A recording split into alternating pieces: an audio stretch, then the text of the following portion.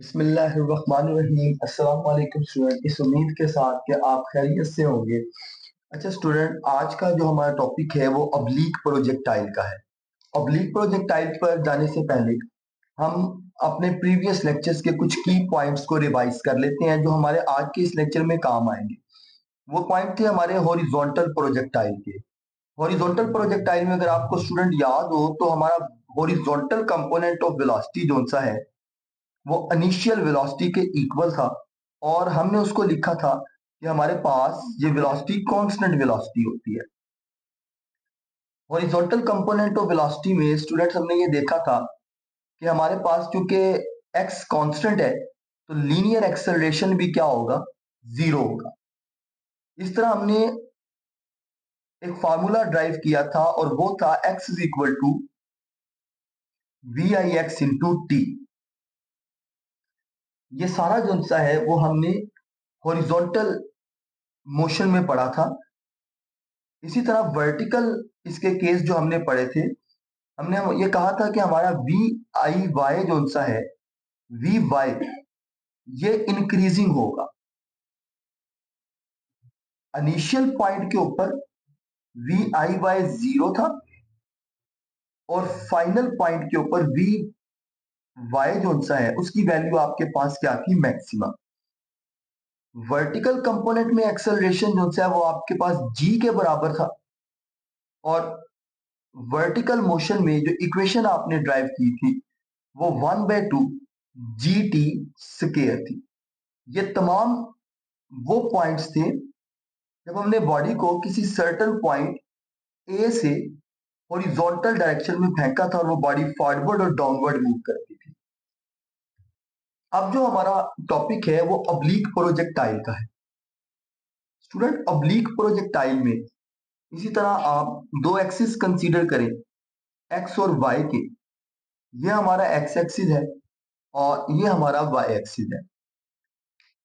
हम बॉडी को position A से इस तरह से किक करते हैं कि ये बॉडी फॉरवर्ड भी मूव करती है और डाउनवर्ड मैक्सिमम भी, अपवर्ड भी। मैक्सिमम हाइट पर पहुंचने के बाद ये बॉडी फॉरवर्ड मूव करती रहेगी और उसके बाद ये डाउनवर्ड मूव करती रहेगी। तो ये जो मोशन प्रोजेक्टाइल की बनेगी, आप इसको नाम देंगे प्रोजेक्टाइल मोशन का। यानी आपने किसी एंगल थीटा से बॉडी को v वेलोसिटी के साथ हिट किया, ये बॉडी अपवर्ड मूव करती रही और ये बॉडी डाउनवर्ड फॉरवर्ड में मूव करती रही। मैक्सिमम पॉइंट पर पहुंच के ये बॉडी क्या करेगी, डाउनवर्ड भी मूव करेगी और हॉरिजॉन्टल भी मूव करेगी। तो स्टूडेंट, आप इस मोशन को क्या नाम देंगे, ये आपके पास आपकी ऑब्लीक प्रोजेक्टाइल है। इसकी काफी सारी एग्जांपल्स आपको मिलती हैं।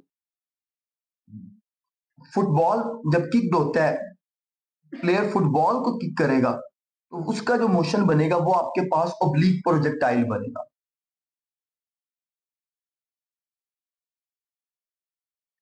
Football kicked of by the player. इसी तरह जब मिसाइल फायर होता है, सरफेस टू सरफेस मिसाइल, तो सरफेस टू सरफेस मिसाइल भी आपके पास जो ट्रेजेक्ट्री बनाता है वो ऑब्लीक प्रोजेक्टाइल की बनाता है। लॉन्चिंग पैड से जब आपका मिसाइल फायर किया जाता है, इसी तरह जब क्रिकेटर बॉल को हिट करता है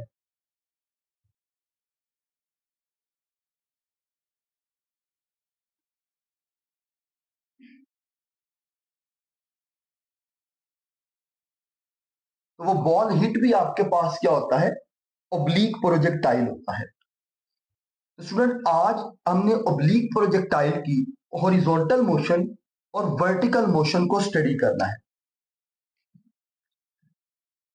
अब देखिए, सबसे पहले हॉरिजॉन्टल मोशन को आप देखते हैं। स्टूडेंट, ऑब्लीक प्रोजेक्टाइल में हॉरिजॉन्टल मोशन को अगर आप देखें तो इसके पास जो कंपोनेंट ऑफ वेलोसिटी है ये वही है इनिशियल वाला।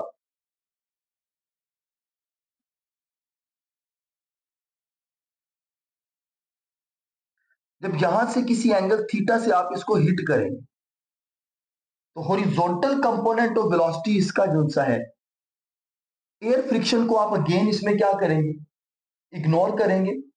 एयर फ्रिक्शन को आप इग्नोर करते हुए हॉरिजॉन्टल कंपोनेंट ऑफ वेलोसिटी को देखेंगे तो वो इसके पास vx कांस्टेंट ही रहेगा, वो चेंज नहीं होगा, ऊपर जाते हुए भी और नीचे वापस आते हुए भी। और ये हॉरिजॉन्टल कंपोनेंट ऑफ वेलोसिटी इसके इनिशियल कंपोनेंट के बराबर रहेगा, और ये थ्रू आउट द मोशन क्या रहेगा, कांस्टेंट रहेगा।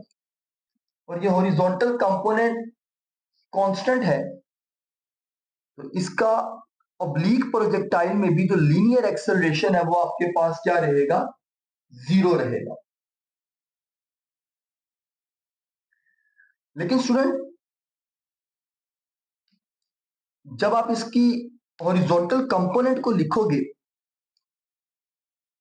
तो याद रखना, horizontal component of a velocity इसका cos थीटा में लिखा जाएगा, ठीक है जी। आप इसको कैसे लिखेंगे, V I into cos theta. Basically horizontal component जो सा है वो किसी भी वेक्टर का वो cos थीटा में लिखा जाता है, ठीक है। तो आप इसका हॉरिजॉन्टल फाइनल कंपोनेंट जो सा है वो किससे लिखेंगे, cos थीटा से लिखेंगे। लेकिन स्टूडेंट डायरेक्शन का फर्क आ जाएगा। डायरेक्शन का क्या फर्क आएगा कि पहले बॉडी वर्टिकली अपवर्ड जा रही थी और बाद में बॉडी जो सी है वो वर्टिकली डाउनवर्ड आ रही है। तो वर्टिकल कंपोनेंट की डायरेक्शन चेंज होती रहेगी, लेकिन बॉडी दोनों सूरतों में क्या कर रही है, फॉरवर्ड मूव कर रही है, आगे की तरफ डिस्टेंस ट्रेवल कर रही है। अब स्टूडेंट अगर आप इसकी वर्टिकल मोशन को देखें तो इनिशियल पॉइंट से ऊपर जाते हुए इसकी वर्टिकल कंपोनेंट ऑफ वेलोसिटी पहले हाफ के अंदर वी वाई जो सा है वो डिक्रीजिंग होगा, decreasing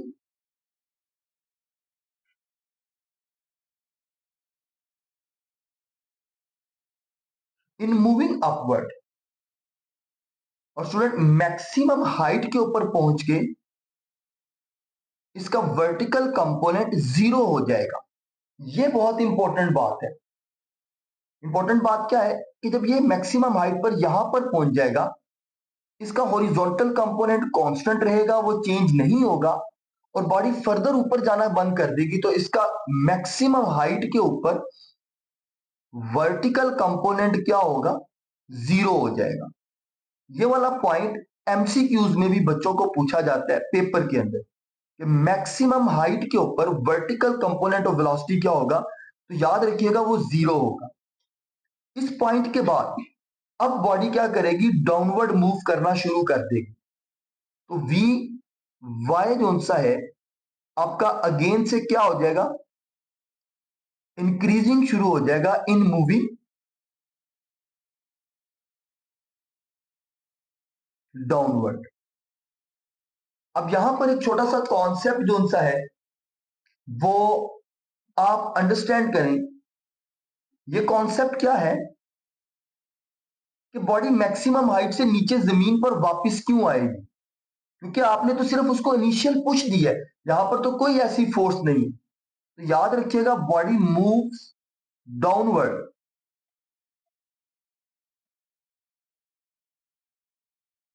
due to its inertia.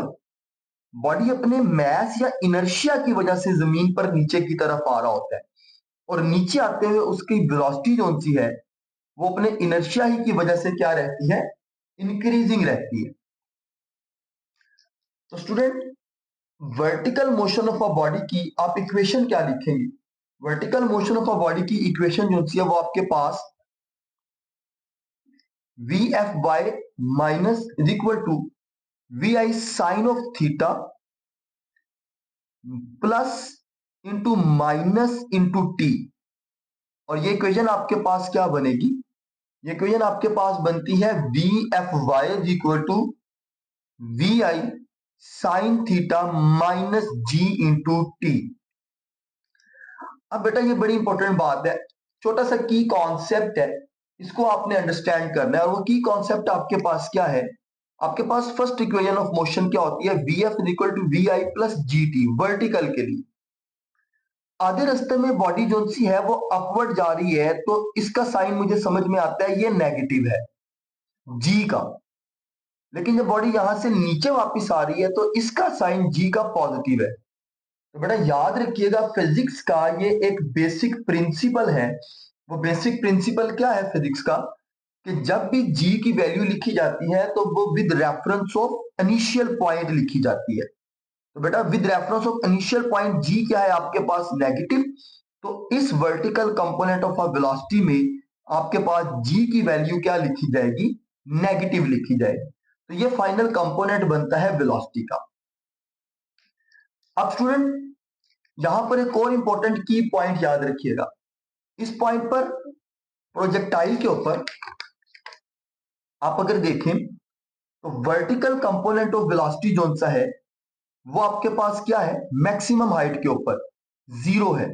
We Y maximum height पर क्या है, जीरो। वी एक्स आपके पास यहां पर क्या होगा, कांस्टेंट जितना पहले से गिवन है। तो क्या यहां पर मैक्सिमम हाइट के ऊपर इसकी नेट वेलोसिटी जो सी है वो जीरो होगी, तो जी नहीं, इसकी नेट वेलोसिटी जीरो के इक्वल नहीं होगी। इसकी नेट वेलोसिटी इसके एक्स कंपोनेंट के बराबर आए।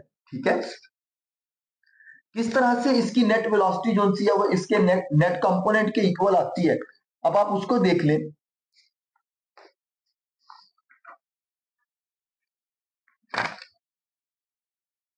देखिए स्टूडेंट, ये आपके पास आपका प्रोजेक्टाइल है, यहां पर इसका वी वाई कंपोनेंट क्या है, जीरो।